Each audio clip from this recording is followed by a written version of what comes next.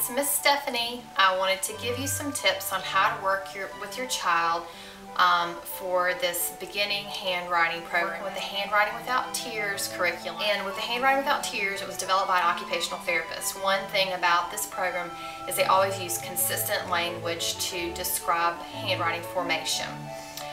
There's 4 shapes for the capital letters, and that's what we're working on now.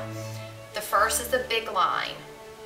If this is a big line, then this is a little line. It always has to be big and little. And then we have big curves and we have little curves. All of these together can make all of the capital letters except for 2. One thing that went home today, or that you may have already, is the Stampin' Screen. When your child uses it, we always talk about the smiley face. The smiley face always needs to be at the top. So they need to learn how to orient this so it's not this way or this way. The importance of understanding where the top is it actually helps them to discover where the top left of the page is. And that helps to reduce reversals.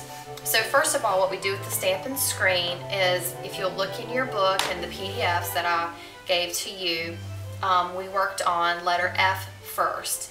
And with the Handwriting Without Tears, they always work in the order of developmental sequence that children can make. For instance, children always learn to make vertical strokes and then horizontals, etc. So we work based on that. And the first couple letters are F, E. We also worked on P and D today. So when your child does this, the way that you want to help them is to make sure that they're saying the wording to themselves, or that you're helping them with the wording. We'll always say, "Hi, Mr. Smiley Face," and we only do that for a few times. It's just so that way they remember to look at this cue.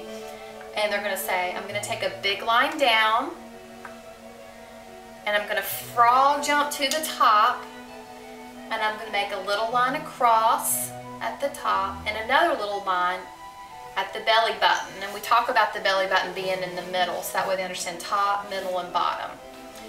And then they can erase that. And then what I encourage them to do next is to do it with their pen. So what they would do is they would say, "I'm going to start at the top, I'm going to make a big line down," and they bump the bottom. I frog jump to the top, make a little line across, and another little line across at his belly button. So that's the same with all the others. Of course, E is like F. And D is the same thing. I make a big line down, and then I frog jump to the top, and I take a big curve and go to the bottom. And you see, like with the D, a lot of kids will actually reverse a D and go make a D backwards. But if they actually start their big line at the smiley face, then there's only one way that the curve can go. I mean, I guess it could go that way, but children would know that wasn't a D.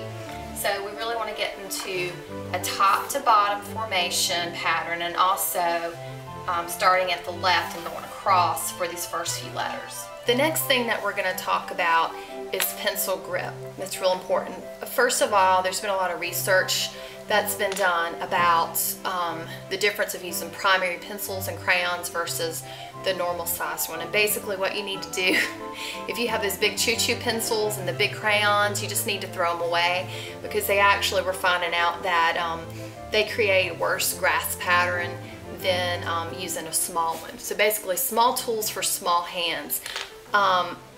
Children often start to grasp a crayon or a pencil incorrectly because they don't have enough finger strength to hold it the right way. So the bigger a crayon, or the more weighty it is, the more fingers that you'll often see for them to stabilize it, and you'll see some really crazy looking pencil grasp. The main way that we want to be able to encourage a pencil grasp is a tripod, which is basically a pencil grasp, your thumb and your your pointer finger stabilizing the crayon or the pencil, and then it's rests slightly on your tall finger. Another one that's okay to do is called the quadrupod, and that is the same as this, except for your tall finger is actually supporting the crayon, actually touching it, and your middle, or your ring finger, it rests upon that. So those are good. The best way to encourage a functional and stable grasp is to use the small crayons. And this one's called a flip crayon. It's pretty fun, but what I would even do with these I would break them down to about this size, because then children cannot grab it wrong. They have to use a pencil grasp, and it also encourages strengthening for your fingers. So another thing I would suggest is allow your child to have tummy time when they actually write. It encourages them getting their writing hand on the ground. Some kids will actually try to lift up their arm when they write, and that it needs to actually come down and stabilize on the ground for them to have functional and stable handwriting. And I'm just going to show you one thing in the book. This one was actually already started by my son, but for instance, on the F page, you'll see these are called the frog jump letters, and it already shows you the terminology and the wording about how you want to talk about it.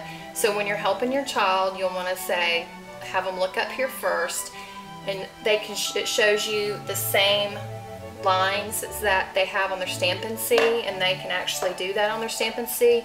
So basically what they want to do is say a big line down, frog jump to the top, a little line across, a little line across, and that's exactly what they want to do when they go to the gray blocks.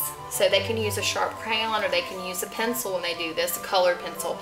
I don't encourage markers. They actually need to learn how to use something like a pencil or a crayon that has resistance. So when they do the first one, you just need to start at the dot, make a big line down, bump the bottom, because we want to stay in the lines. That's what this boundary is for, is to teach them how to stay within the lines. We're going to frog jump to the top, little line across, little line across.